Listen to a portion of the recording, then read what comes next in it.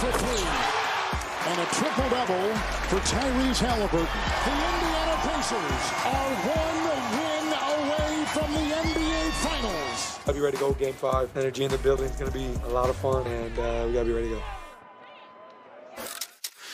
Good morning. What's going on, everyone? Welcome into First Take. Thank you for being with us. Of course, it's Wednesday, so Christopher Mad Dog Russo in the building. Hello there, Molly. Jay. Hey, JWill. Hello, Mad Dog. Love the coat. I love the fit. Thank you. No cold open today by Stephen A. Smith? No, he's not in the No mood. cold open today? Guys. I thought today was the day. Guys, we're going to be nice to Stephen A. today. Stephen A., What up, baby? I'm sad, too. How are you doing? Are you okay? Just checking on a friend. Tell me. What's up, y'all? What's up? No, I'm What's sorry. Up? So, what do you want, Jay? Why are you on First Take today? Why you had to be on First Take today? Because I came in. Why you got to be on First Take today? What do we need you every day for? What do you want? What do you want?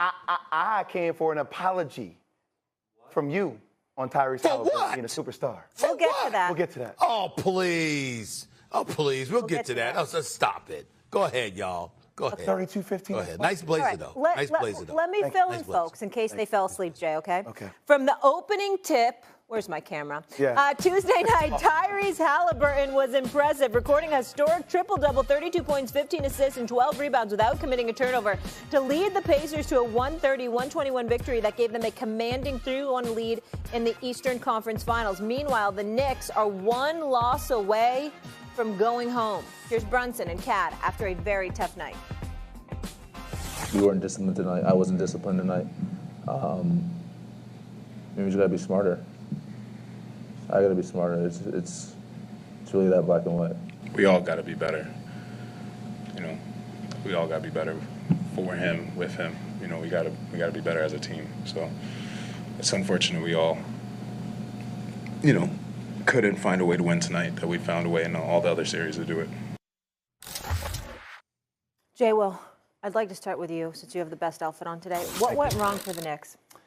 I kind of feel like sometimes when I watch Kat and Jalen Brunson, I wonder if that's a little bit of fool's gold, right? Obviously, I know what Kat can do offensively, but where they were defensively is the problem. Now, look, last night, 17 turnovers, 22 points in transition for Indy.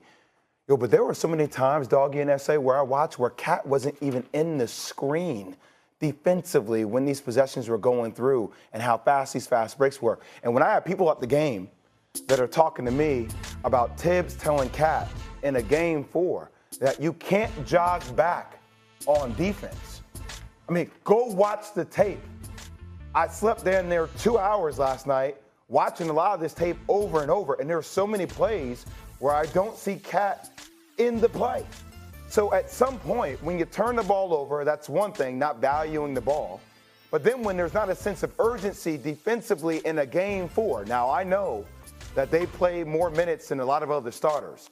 But in a game like this, when your rotation is what it is, and Tibbs is playing 9-10 guys now, if you get tired, ask your ass to come out the game. You're hindering your team. So for me, it was turnovers, and it was the lack of defensive intensity to allow a team to shoot 51% from the field and 41% from the three-point line. Mad Dog? Yeah, I just think Indiana, I'm not going to get specific about this one. I just think Indiana's a better team. I have been shocked that people think the Knicks have more talent. Well, how is that possible? Indiana plays 10, 11 guys. Knicks don't. Mathurin comes in the game last night, a big draft pick out of Arizona, and scores 15 points in 12 minutes in the game.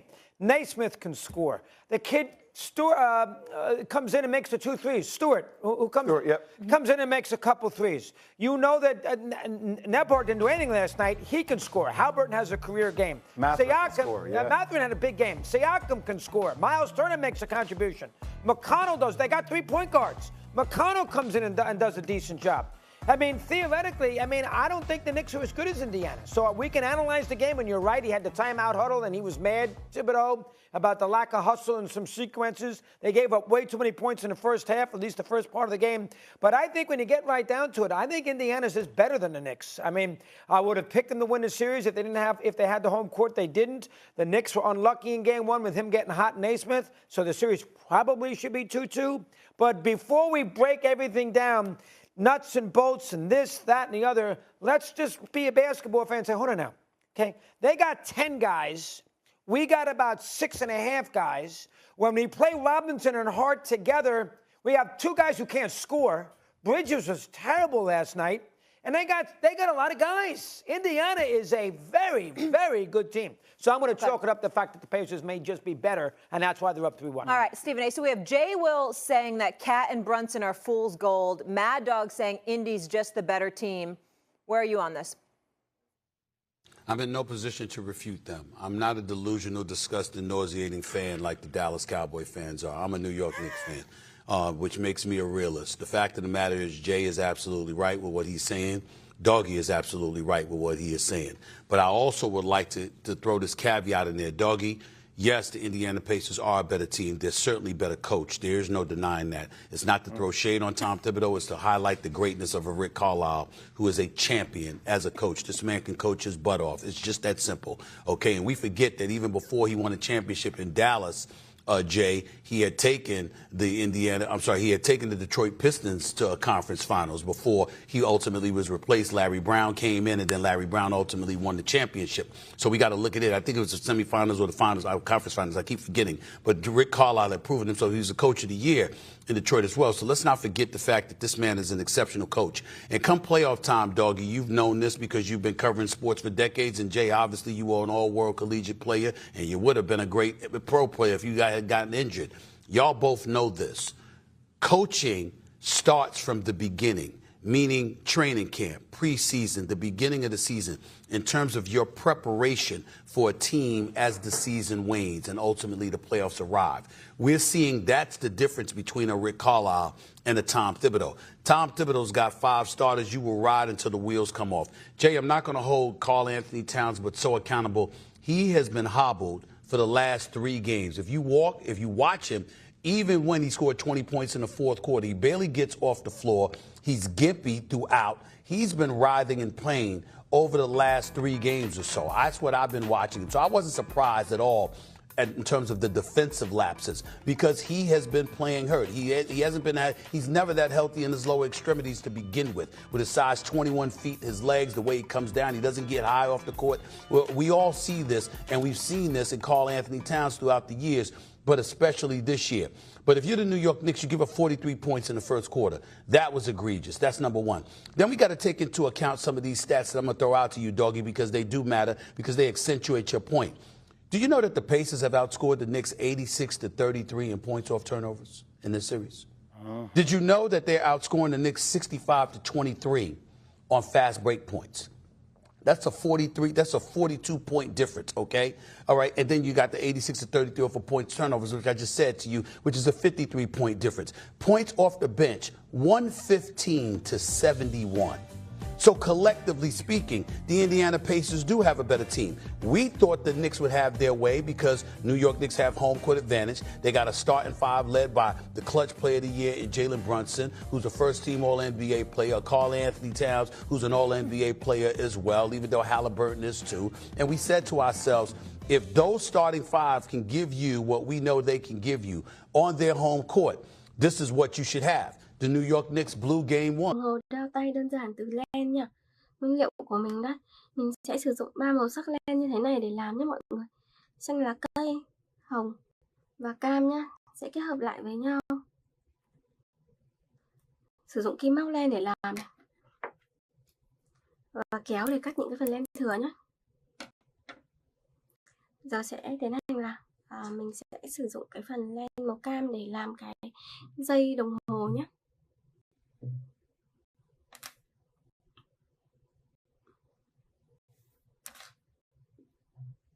Đây, mình sẽ đo vào tay này, đo vào cổ tay này.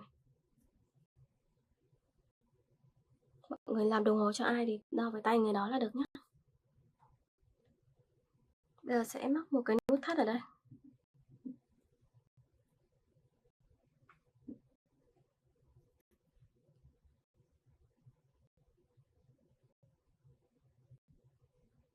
Rồi mình sẽ được một cái nút thắt như thế này. Bây giờ sẽ móc những cái mũi bình kép nha. Móc hết cái phần len mình đã đo này. Móc vào nha mọi người.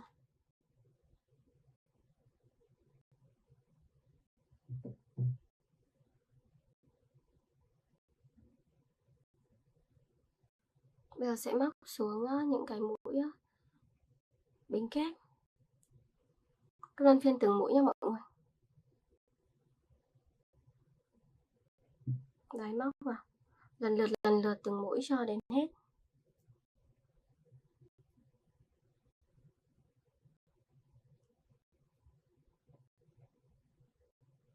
Mũi nữa này.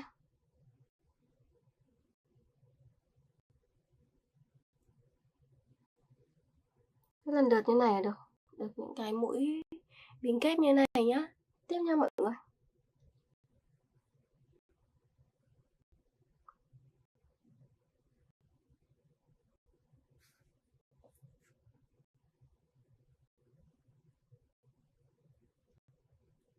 Mũi tiếp nữa cho mình. Cứ luân phiên cho đến hết nhá. Mình tiếp tục mình móc. Đây, móc những mũi tiếp theo vào.